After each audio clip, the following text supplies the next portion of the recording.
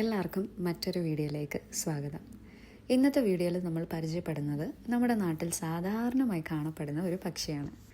Indian ഉപഭൂഖണ്ഡത്തിൽ വളരെ വ്യാപകമായി കണ്ടുവരുന്ന ഈ പക്ഷി അതിൻ്റെ ശബ്ദശക്തിയാൽ ഏറെ പ്രശസ്തമാണ്. പലതരം ശബ്ദങ്ങൾ അനുകരിക്കാൻ ഇതിന് കഴിവുണ്ട്. അതുകൊണ്ട് തന്നെ ചിലർ ഇവയെ ശബ്ദ പ്രതിഭ എന്ന് വിളിക്കും. ഭക്ഷണശീലങ്ങളിൽ മൈന ഒരു സർവഭക്ഷിയാണ്. പുഴുക്കളും വിത്തുകളും പഴങ്ങളും അതിൻ്റെ ഭക്ഷണ പട്ടികയിൽ ഉണ്ടാവും. ഈ പക്ഷിയെ കാണുമ്പോൾ എല്ലാവർക്കും, എല്ലാ മലയാളികൾക്കും ഒരേപോലെ ഓർമ്മ വരുന്നുണ്ടാവുക ഒറ്റ മൈന ശാപമാണ്.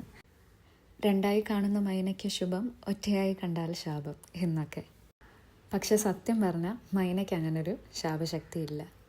പണ്ട് ഓരോരുത്തരായിട്ട് പറയുന്നത് കേട്ടിട്ടുണ്ട്, ഇന്ന് മൈനയെ കണ്ട അടി കിട്ടും ടീച്ചറിൻ്റെ കയ്യിൽ നിന്ന്, അല്ലെങ്കിൽ ഫ്ലൈറ്റ് മിസ്സാകും എന്നൊക്കെ പല പല കാരണങ്ങൾ പറയുന്നത് കേൾക്കാറുണ്ടെന്നല്ല, കേട്ടിട്ടുണ്ട്. സത്യം പറഞ്ഞാൽ അതൊരു മുട്ടാപ്പൂക്ക് ന്യായമല്ലേ?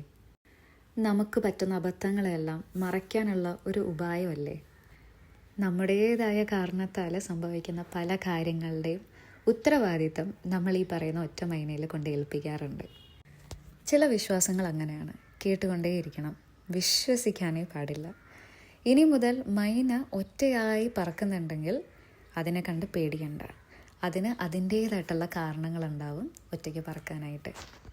ഇതേപോലെയുള്ള വീഡിയോസ് നിങ്ങൾക്ക് കാണാൻ ഇഷ്ടമാണെങ്കിൽ ഫോളോ ചെയ്യാൻ മറക്കണ്ട കേട്ടോ.